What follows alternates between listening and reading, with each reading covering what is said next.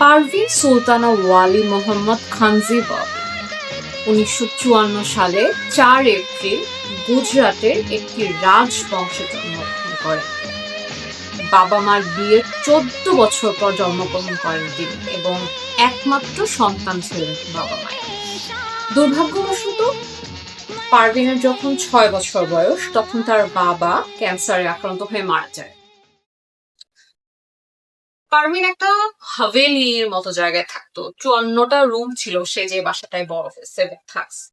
কিন্তু পারভিন তার ছোটবেলায় তেমন একটা মানে ভালো স্মৃতি নিয়ে বড় হয় নাই। তার ছোটবেলা সম্পর্কে তার সাবেক প্রেমিক কবির বেদীকে একটা চিঠিতে তিনি এরকমই কিছু লিখেছিলেন যে আশেপাশের মানুষজন যেভাবে বুঝার কথা তাকে সেভাবে বুঝে না, তারা খুবই ইগনোরেন্ট এবং এজন্য তার ছোটবেলাটা খুব একটা ভালো কাটেনি। পারভিন ববি সেন্ট জেভিয়ার কলেজে পড়াশোনা করে, ইংরেজি এবং সাইকোলজিতে অনার্স করে এবং পরে ইংরেজিতে মাস্টার্স করে।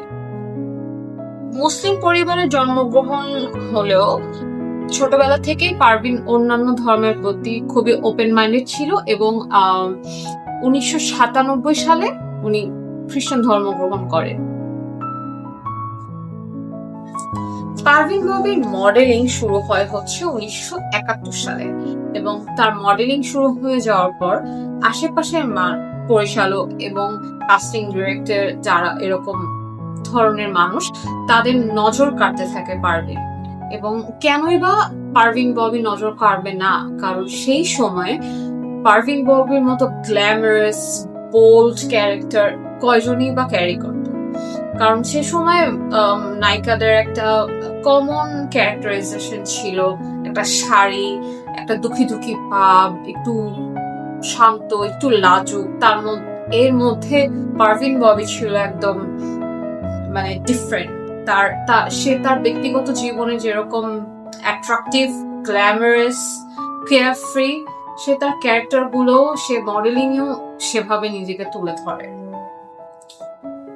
1973 সালে পারভিন ববি প্রথম সিনেমায় অভিনয় করে যার নাম ছিল চরিত্র, হিন্দিতে চরিত্র। এরপর 1975 সালে বিখ্যাত সিনেমা দিওয়ারে অনিতা নামের যৌনকর্মীর অভিনয় করে সে একদম তাক লাগায় দেয়। কারণ যেমনটা বলছিলাম ওই সময় হচ্ছে আর নায়িকাদের ছিল একটু একটু মানে লাজুক লাজুক ভাব, একটু মানে শান্তশিষ্ট। সেখানে পারভিন ববি এবং জিনাত আমান এই দুইজন মিলে একদমই ডিফারেন্ট ক্যারেক্টার, পুরো প্রথাটাই ভেঙে ফেলে সে। সেখানে ওই সময় নায়িকাদেরকে যেরকম একটা টাইপ কাস্ট করা হয়ে গেছিল অনেকটা, যে নায়িকা মানে হচ্ছে সুশীল ছুঁইমুই টাইপের আর কি, কিন্তু পারভিন এবং জিনাত আমান এরকম সেটার কোনো ধার ধারে নেই। তারা একদম বোল্ড ক্যারেক্টার, তারা বিকিনি পরে অভিনয় করছে, তারা এমন ক্যারেক্টার করছে ওপেনলি স্মোক করে, ওপেনলি মানে নায়কের সাথে ক্লোজ হয়, তারপর এরকম আর কি একটা ডিফারেন্সিয়েট। কিন্তু তারাও যে তাদের কাজ নিয়ে খুব একটা হ্যাপি ছিল তাও না। পারভিন ববি বেশ কয়েকটা ইন্টারভিউতে বলেছিল যে আমাদেরকে জাস্ট একটা মানে আমরাও কাজ করতে চাই, অভিনয় করতে চাই, এক্সপ্রেশন দেখাতে চাই, ডেভেলপ করতে চাই, মানে ইভলভ করতে চাই নিজেকে অভিনয় জগতে, কিন্তু আমাদেরকে এই জাস্ট একটা রং বেরঙের ড্রেস পরা দিল, একটু নাচলাম, একটু গাইলাম, এই হচ্ছে আমাদের অবস্থা। দিওয়ার সিনেমার মাধ্যমে পারভিন ববির যখন ব্রেক থ্রু হয়, এরপর তাকে আর পিছিয়ে ফিরে তাকাতে হয়নি। এরপরে 1976 সালে পারভিন দেব আনন্দের এগেনস্টে কাস্টেড হয়। তারপর রণধীর কাপুর, শশী কাপুর, এরপর ফিরোজ খান, ধর্মেন্দ্র, এরপর অমর আকবর অ্যান্থনি মুভিটাতে অমিতাভের এগেনস্টে উনি কাস্টেড হন। and she was one of the highest paid actress. That time ওরকম একটা মেল ডমিনেটেড ইন্ডাস্ট্রিতে পারভিন ববি বোল্ড ক্যারেক্টারে একদম যেই ছাপটা ফেলেছিল, সেটা মানে খুবই খুবই মানে কি বলবো প্রশংসাযোগ্য। পারভিন ববিকে আমার খুবই ভালো লাগে, খুবই মানে মানে অনেক ক্ষেত্রে মনে হয় কেন জানি মনে হয় যে আমারই মানে পরিচিত কেউ একজন, কারণ যে লাইফটা তিনি লিড করেছেন এরকম ছোটবেলা থেকে এত বছর পর বাবা মায়ের বিয়ের এত বছর পর জন্মানো একমাত্র সন্তান, তারপর আবার ছোটবেলাতেই বাবাকে হারায় ফেললো, তারপর তার নিশ্চয়ই একটা স্ট্রাগলিং লাইফ গেছে নিজেকে, তারপর তিনি ইংরেজিতে নিজে পারদর্শী করেছেন তিনি, এরকম আরো অনেক ভাবেই তিনি নিজেকে এই টিকে থাকার জন্য আর কি গড়ে তোলে পারভিন ববি। খুবই খুবই খুবই মানে প্রশংসাযোগ্য। এবং এর মধ্যে টাইম ম্যাগাজিনে প্রথম বলিউড অ্যাক্টর হিসেবে প্রচ্ছদে আসে পারভিন ববির ছবি। ওয়াও! পারভিন ববির মোট ৭১টা সিনেমায় অভিনয় করে, তার মধ্যে দিওয়ার, নমক হালাল, কালা পাত্থর, পতি পত্নী और वो, শান, তারপর দ্য বার্নিং ট্রেন, ইরাদা, আমার আকবর অ্যান্থনি, এই মুভিগুলো উল্লেখযোগ্য। এবং বিভিন্ন interviews, and she was excellent in English. Owner accent শুনলে মানে পাগল হয়ে যাওয়ার মতো অবস্থা। এবং তার মানে কত যে ম্যাগাজিনে কভার গার্ল হয়েছিলেন পারভিন ববি সেই সময়, মানে অসাধারণ অসাধারণ অসাধারণ। ব্যক্তিগত জীবন মানে লাভ লাইফ নিয়েও পারভিন ববি কখনই মানে কি বলবো সিক্রেট ছিলেন না। পারভিন ববি অ্যাকচুয়ালি তার লাইফের কোনো ঘটনাই কারো কাছ থেকে লুকায়, তিনি সবসময় খুবই স্ট্রেট ফরওয়ার্ড, সবসময় বলে ফেলেন, বোল্ড।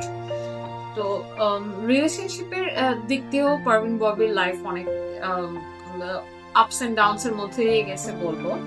ফার্স্ট রিলেশনশিপ তার ছিল সে যখন মডেলিং শুরু করে, সেই সময় ইন্ডিয়ার খুব বিখ্যাত একজন অভিনেতা ড্যানি ডেনজোংপার সাথে তার বেশ কিছুদিন রিলেশনশিপ ছিল।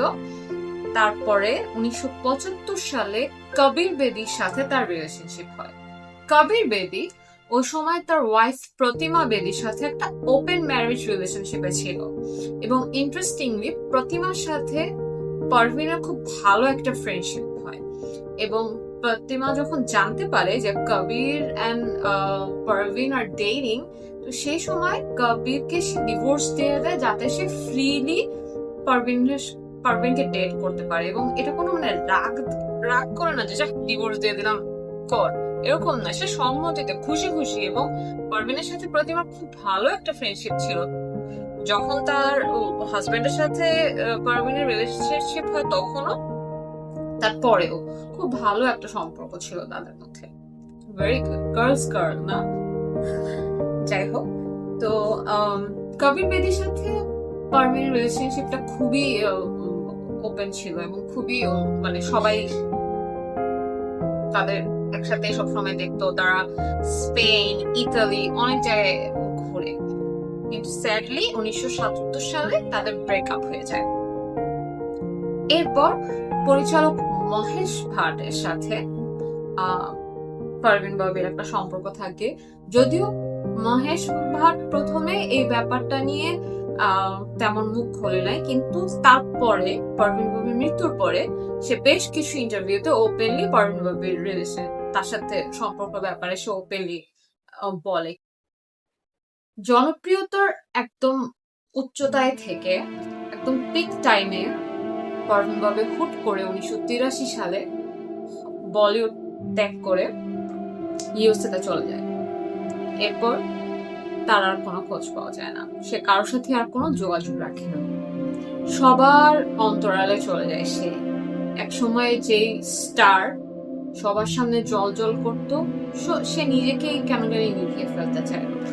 কিন্তু কেন পারভিন ববি এরকম স্ট্রেট ফরওয়ার্ড বোল্ড একটা মানুষ কেন এরকম নিজেকে গুটিয়ে নিল?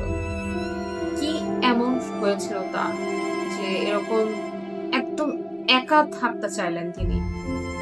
সবাইকে মাতিয়ে রাখা, সবাইকে নিজের অভিনয় পারফরমেন্স দিয়ে মাতিয়ে রাখা মানুষের ভেতরে এমন কি চলতেছিল যার কারণে পারভিন আর মানে নিজেকে সামলায় রাখতে পারে নাই? এই বিষয়ে আমরা জানবো আগামীকাল।